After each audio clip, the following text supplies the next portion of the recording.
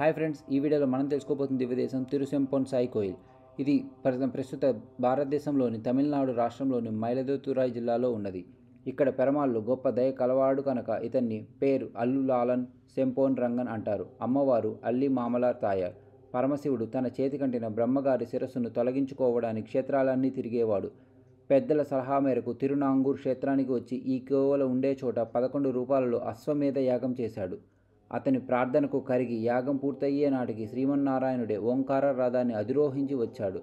దానికి సూర్యచంద్రులు చక్రాలు, 4 వేదాలు గుర్రాలు, బ్రహ్మ స్వయంగా సారథి. ఇతన్ని దర్శించిన శివుడు పావనుడయ్యాడు. స్వామి, 11 రూపాల్లో నిన్ను ఆరాధించా. నా కోసం నీవు 11 రూపాల్లో ఇక్కడే అర్చామూర్తిగా వెలసి దయచూపుమా అంటూ శివుడు ప్రార్థించాడు. ఆ స్వామి అంగీకరించాడు. ఆ 11 రూపాల్లో శ్రీ స్వర్ణపురీసుడనే రుద్రుడి కోసం పెరురు లాలన్ అయ్యాడు. ఆపై దృఢవృత్తుడనే ఋషి చేసిన తీవ్ర తపస్సుకు మెచ్చి ఇక్కడే బంగారు కాంతులీను దర్శనమివ్వడంతో ఈ క్షేత్రానికి సెంపొన్ సేయి కోయిల్ హేమపురి అనే పేరు సార్థకమైనది. ఇలాంటి మరిన్ని స్టోరీస్ కోసం మన ఛానల్ని సబ్స్క్రైబ్ చేయండి. ఈ వీడియో మీకు నచ్చినట్లయితే లైక్ చేసి షేర్ చేయండి. Thank you guys.